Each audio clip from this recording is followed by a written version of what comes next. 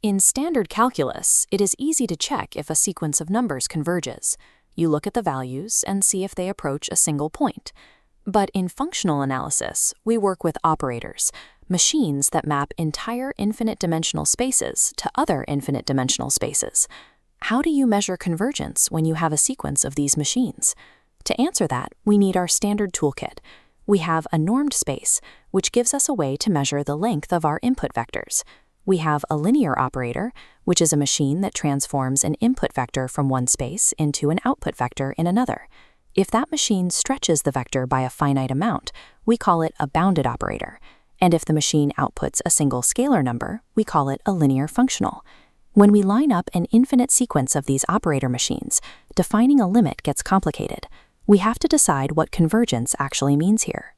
Does the architecture of the machines themselves converge? Or are we only checking if the output vectors converge when we feed them a specific input? In the late 1920s, John von Neumann defined 3 distinct types of convergence to handle these exact problems in quantum mechanics. The first is uniform operator convergence. As the math shows, the norm of Tn minus t goes to 0.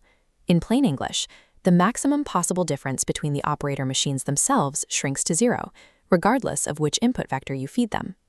The second is strong operator convergence. Here, the norm of Tnx minus Tx goes to 0. We stop looking at the machines in isolation. Instead, we feed a specific input vector, x, into the sequence of machines. If the resulting sequence of output vectors eventually land on the exact same point in the target space, it converges strongly. The third is weak operator convergence. The absolute value of f of Tnx minus f of Tx goes to 0. The output vectors themselves might bounce around erratically in the infinite dimensional space, but if you project those vectors down into a one-dimensional shadow using a linear functional f, those shadows converge. If your operators are just linear functionals, meaning they already output a scalar, this 3-tier hierarchy collapses. Because the target space is a simple one-dimensional line, strong and weak convergence become the exact same thing. The structure of the target space dictates the rules of convergence. Let's test the hierarchy of these definitions using the L-squared sequence space, an infinite array of numbers where the sum of the squared terms is finite. We can define a sequence of operators, Tn, that simply chops off the first n terms of any sequence, replacing them with zeros. If you pick a specific input sequence and run it through Tn, you eventually chop off all its non-zero terms. The outputs converge strongly to the zero vector. But if we check uniform convergence, it fails. We can always find an input sequence with a massive value sitting just past the nth position. Because Tn perfectly preserves that infinite tail, the operator norm remains at 1. So, strong convergence does not guarantee uniform convergence. Does strong convergence automatically imply weak convergence? Consider another example. This time, our operator Tn takes an input vector, say a single 1 followed by zeros, and shifts it n positions to the right, padding the front with zeros. The length, or norm, of this vector remains exactly 1 no matter how far it shifts. It never approaches the zero vector, so it fails strong convergence. But take any bounded linear functional, our one-dimensional measuring tape. Because the tape relies on the sum of squared terms converging, its reach is effectively finite. The 1 eventually shifts out of range, and the measured value drops to 0. It passes weak convergence. This makes it the most forgiving standard in the set. It allows mathematical energy to escape to infinity, provided no single finite measuring tape can stretch far enough to catch it.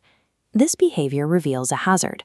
If you work in an incomplete space, like sequences with only finitely many non-zero terms, you can build an operator that scales each term by its index.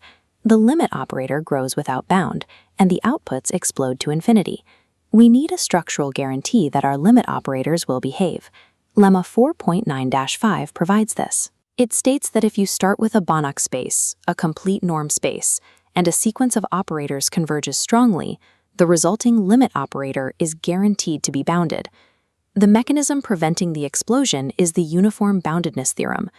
Because strong convergence means the outputs are bounded for every individual input x, the completeness of the Banach space triggers the theorem. It forces a hard ceiling on the operator norm itself, ensuring the limit operator remains bounded. This gives us a powerful shortcut, outlined in Theorem 4.9-6. You don't have to check the Cauchy sequence for every single point in the infinite space to prove strong convergence. You just bound the norms and check the sequence on a dense subset. Using the triangle inequality, you break the total distance into 3 smaller fractions, bridging the gap through that dense subset. Without completeness, you cannot use the uniform boundedness theorem, and the triangle inequality trick fails. Banach spaces provide the structural foundation required to conduct infinite-dimensional calculus safely. This table breaks down the 3 tiers. Uniform convergence measures the machines themselves. Strong convergence measures specific outputs. Weak convergence measures the one-dimensional projections. For exams, the critical distinction lies in the norm you evaluate. If you are taking the supremum over all vectors of norm 1, you are checking for uniform convergence. If you are plugging in a fixed vector x, you are checking for strong convergence. Avoid the common assumption that strong convergence implies uniform convergence. As we saw with the tail cutoff operator, an output vector can hit 0 while the machine's overall stretching power remains untouched. The hierarchy is strict. Uniform implies strong, and strong implies weak. Mastering exactly where and how these definitions diverge is how we define the boundaries of spectral theory and operator equations. We defined the 3 convergence types. We used infinite shifts to prove their hierarchy, and we verified that Banach spaces are required to keep limit operators bounded. If this breakdown helped you navigate functional analysis, hit the like button and subscribe to the channel. Let me know in the comments which theorem you want to tackle next. Keep practicing, and I'll see you in the next video.